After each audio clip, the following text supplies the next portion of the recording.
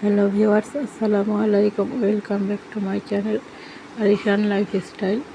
তো চলেন আজকে ব্লগটি এখান থেকে শুরু করা যাক। তো আমি মেয়েকে স্কুলে দিয়ে এসে ঘরটা সুন্দর করে গুছিয়ে নিয়ে তো এরপর মাছ মাংস ভিজিয়ে রেখেছিলাম। তো মেয়েকে স্কুলে আনার পর তো আসার সময় পুঁই শাকও নিয়ে এসেছিলাম। তো স্কুল থেকে নিয়ে আসার পর আমি এই পেঁয়াজ মরিচ আর পুঁই শাক আর গরুর মাংস দিয়ে আলু রান্না করবো, তো সেই আলু দিয়ে গরুর মাংস রান্না করবো। তো সেই আলুটাও আমি কেটে কুটে সুন্দর করে রেডি করে নিয়েছি। তো এখন এই তো গরুর মাংস রান্নাটা আমি বসিয়ে দিয়েছি। তো আমি সবগুলো মশলা একসাথে দিয়ে পেঁয়াজের সাথে দিয়ে একসাথে ভেজে নিয়ে তো সুন্দর করে ভাজা ভাজা করে কষিয়ে নিয়েছি। এরপর গরুর মাংসটা আমি সেই মশলার সাথে ভালো করে অ্যাড করে নিয়েছি। তো এই তো আমি সামান্য পরিমাণে পানি দিয়ে এখন প্রেসার কুকারের মুখটা লাগিয়ে অন্য চুলাতে দিয়ে দিয়েছি। আর এই চুলাতে আমি ইলিশ মাছের মাথা লেজ দিয়ে পুঁই শাক তরকারি রান্না করব। তো সেজন্য পেঁয়াজ মরিচ রসুনগুলো কিছুক্ষণ হালকা ভেজে নিয়েছি। তো ভেজে নেওয়ার পর এই তো ইলিশ মাছের মাথা আর লেজটা আমি এই পেঁয়াজ রসুনের সাথেই কিছুক্ষণ ভেজে নেব। তো এতে করে দেখা যাবে ইলিশ মাছের কাঁচা গন্ধটা চলে যাবে।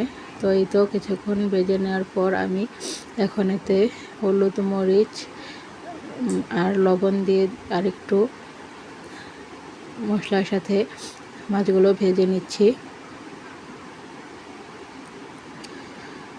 তো এই তো কিছুক্ষণ ভেজে নেওয়ার পর এখন মশলাগুলো কষানোর জন্য পানি অ্যাড করে দিয়েছি। তো এই তো আমার মশলাগুলো কষানো শেষ। তো এখন পুঁই শাকগুলো আমি দিয়ে দেব।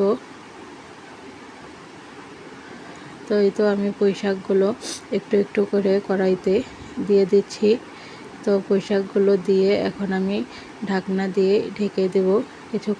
কিছুক্ষণ পর নাড়াচাড়া করব, তা না হলে দেখা যাবে নাড়াচাড়া করলে পুঁই শাকগুলো পড়ে যাবে। তো এই তো কিছুক্ষণ পর পুঁই শাকগুলো কমে একটু হয়ে গেছে। এখন আমি মশলার সাথে পুঁই শাকটা সুন্দর করে মিক্সড করে দিয়েছি। তো এই অবস্থায় পুঁই শাকের কালারটা খুবই সুন্দর লাগছে, তাই না?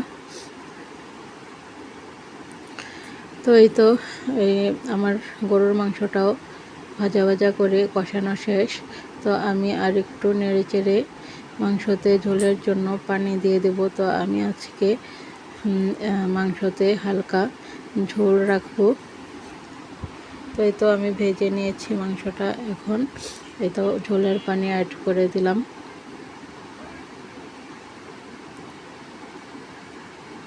তো এই তো পরবর্তীতে আমি আবারও প্রেসার কুকারের মুখটা লাগিয়ে দিয়েছিলাম আর কয়েকটা সিটি বাজিয়ে নেওয়ার জন্য, কারণ হাঁড়িটা দেখা যাচ্ছে যে এখনও একটু শক্ত শক্ত আছে।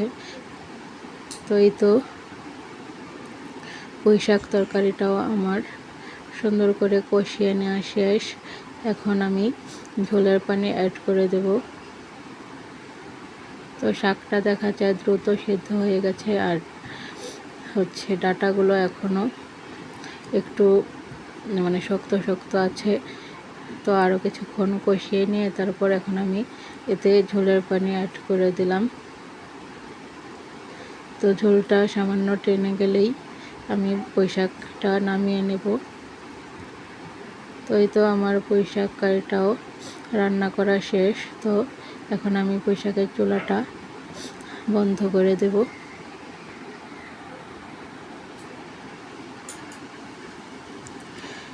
তো চলেন আজকে কি রান্না করলাম আপনাদের সাথে শেয়ার করি।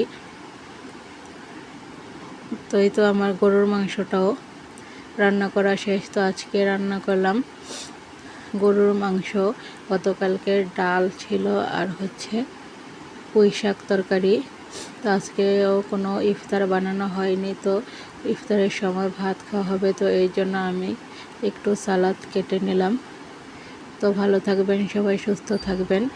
আসসালামু আলাইকুম, আল্লাহ হাফেজ।